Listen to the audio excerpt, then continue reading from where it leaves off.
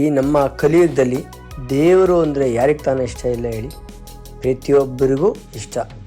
ಅದರಲ್ಲೂ ಕೃಷ್ಣ ಅಂದರೆ ಇನ್ನೂ ತುಂಬ ಇಷ್ಟ.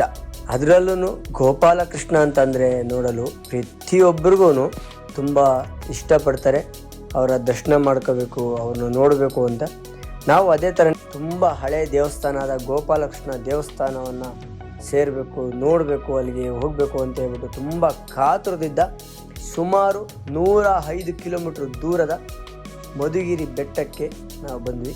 ಅಲ್ಲಿ ಬಂದ ಫಸ್ಟು ಅಲ್ಲಿ ಶ್ರೀ ಕೋಟೆ ಕೋದಂಡ ರಾಮಸ್ವಾಮಿ ದೇವಸ್ಥಾನ ಅಂತ ಇದೆ, ಅಲ್ಲಿ ದರ್ಶನ ಮಾಡಿದ್ವಿ. ಆಮೇಲೆ ಕೋದಂಡ ರಾಮಸ್ವಾಮಿ ದರ್ಶನ ಆದ ನಂತರ ಮಧುಗಿರಿ ಇತಿಹಾಸ ನೋಡೋದಾದರೆ ಹಿಂದೆ ಜೇನು ಬೆಟ್ಟ ಅಂತ ಇತ್ತು, ನಂತರ ಮದ್ದಗಿರಿ ಆಯಿತು. ಆ ನಂತರ ಕಾಲದಲ್ಲಿ 20ನೇ ಈ ಶತಮಾನದ ಈಗಿನ ಮಧುಗಿರಿ ಎಂದು ಬದಲಾಯಿತು. ಒಂದು ಮಧುಗಿರಿ ಹೆಸರಿನ ಒಂದು ಚಿಕ್ಕ ಕತೆ. ಕೋಟೆ ನೋಡೋದಾದರೆ ಇದು 1601ರಲ್ಲಿ ನಾಡಪ್ರಭು ಇಮ್ಮಡಿ ಚಿಕ್ಕಪ್ಪನವರು ಈ ಗಿರಿದುರ್ಗವನ್ನು ಕಟ್ಟಿಸಿದ್ರು ಅಂತ ಒಂದು ಕಡೆ ಇತ್ತು. ಅಂದರೆ ಇನ್ನೊಂದು ಕಡೆ ಪಾಳ್ಯಗಾರರಾಗಿದ್ದ ರಾಜ ಹಿರೇಗೌಡರು ಕಟ್ಟಿಸಿದ್ರು ಅಂತ ಇನ್ನೊಂದು ಕಡೆ ಇದೆ.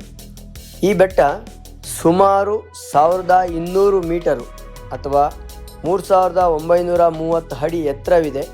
ಈ ನಯನ ಮನೋಹರವಾದ ಬೃಹತ್ ಜಾರುಬಂಡೆ ಅಂತಿರುವ ಹೆಬ್ಬಂಡೆ ಏಷ್ಯಾದಲ್ಲಿ 2ನೇ ಅತಿ ದೊಡ್ಡ ಬೆಟ್ಟವಾಗಿದೆ ಅನ್ನೋದು ನಮಗೆಲ್ಲರಿಗೂ ಖುಷಿ.